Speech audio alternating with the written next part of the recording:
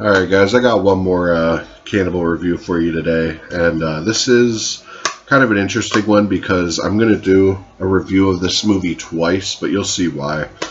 Basically, I have two different editions of this movie. I have the Shameless Blu-ray of Cannibal Holocaust, and I have the Grindhouse Blu-ray of Cannibal Holocaust. So I'm going to do one video on the UK's Shameless release, and then I'll do another video tomorrow or the next day on Grindhouse's Blu-ray release of it. But this one here is edited, but only by 10 seconds, and that's just because of the UK rating system.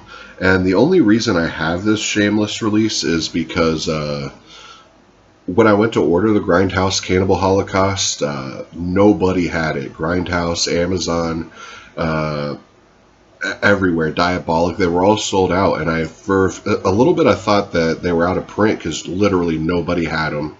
But Mike, the owner of Grindhouse Video, he told me that they're not out of print. They just had to print up some more up. They were sold out everywhere, but they basically just had to print more up. But I really wanted to see a Blu-ray transfer of it at the time.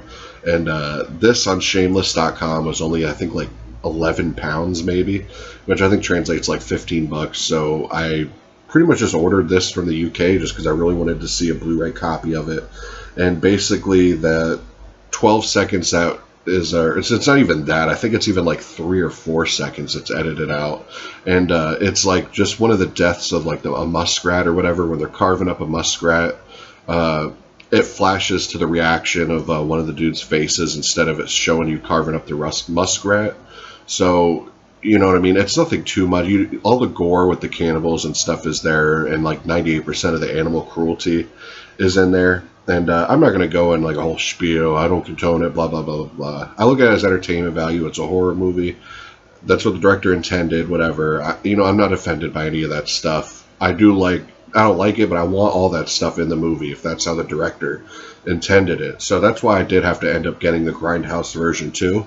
But this one, if you're like on a budget, or if you run into the case like I did at the time where the Grindhouse one was sold out, this you can't go wrong with this release, really. I mean, the 3 seconds is whatever, but a quick plot on the movie. Everyone's seen this movie, so I'm not going to get too into the movie because I'm going to be having to review this again on the Grindhouse release. But this was considered the first found footage film ever, solely because just the way it's set up. Like it opens in America like a lot of these films do, and this team has to go in to retrieve these films or whatever to study the cannibals, and they go and they find the films of a crew that went there earlier to document the cannibals, and they find the film canisters, and that's like the first half of the movie, and then they bring it back to America, and then this is where the found footage aspect starts, because they're watching the film reels and seeing the doom that happened to the first team that went in there to try to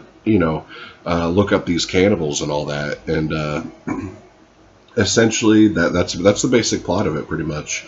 Now, I love this movie. It's actually my favorite cannibal film out of the ones I've all seen. There's a few that I haven't seen that I'll be reviewing soon. That'll be first time watches, but so far of all the ones I've seen, this is my favorite. Just, I don't know, there's something about it I really love.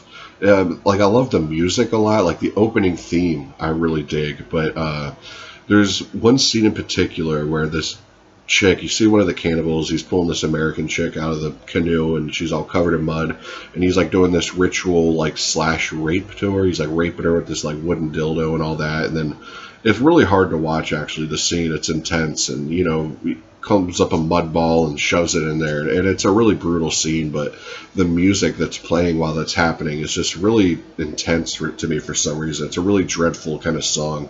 But yeah, this movie really packs a punch. There's some really hard to watch scenes, and then towards the end, when the famous scene with the chick on the pole and all that, it's like grotesque, but there's something just really badass looking about it, and the story of how they did it's really interesting and all that.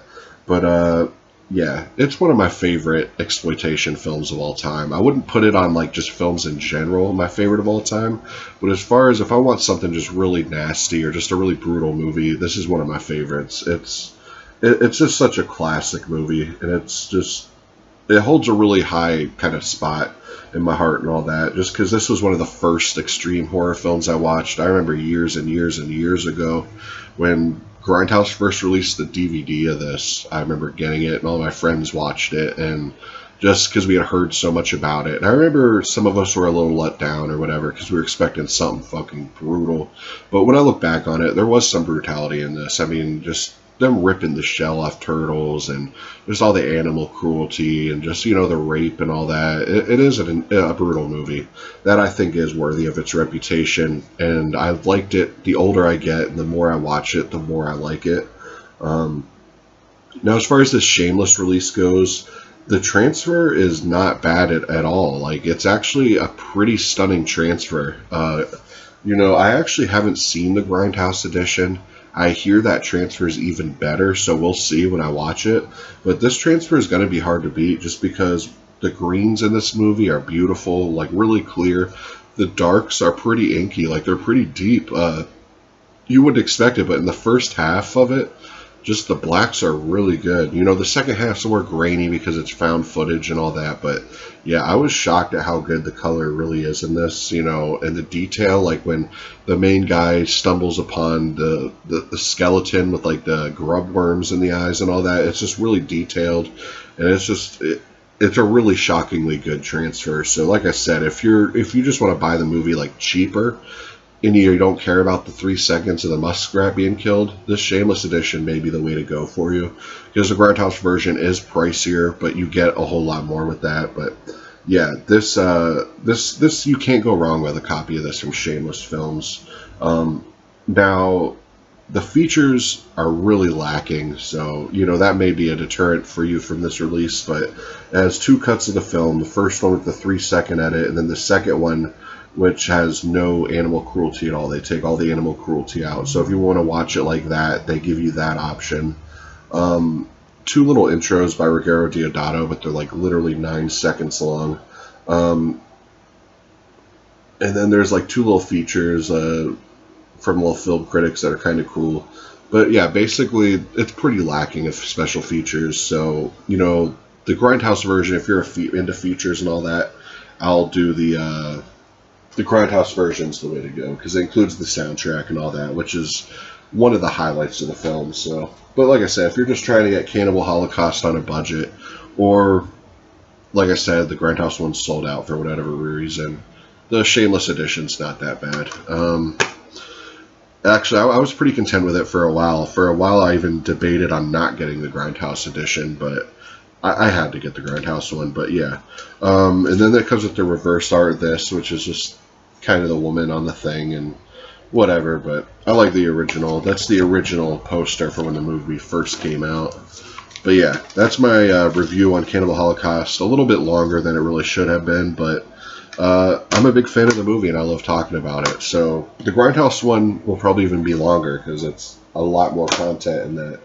But yeah, I'll just do a little rundown of the stuff I'm going to be reviewing as far as cannibal films go. I already did Eaten Alive, and then this is the Shameless version of Cannibal Holocaust. I'm going to review Cannibal Holocaust, the Grindhouse edition. I'm going to be reviewing Mondo Cannibal from Intervision, which I'm really hyped for these, because these are like 2000s cannibal films. In the Land of the Cannibals from Intervision also.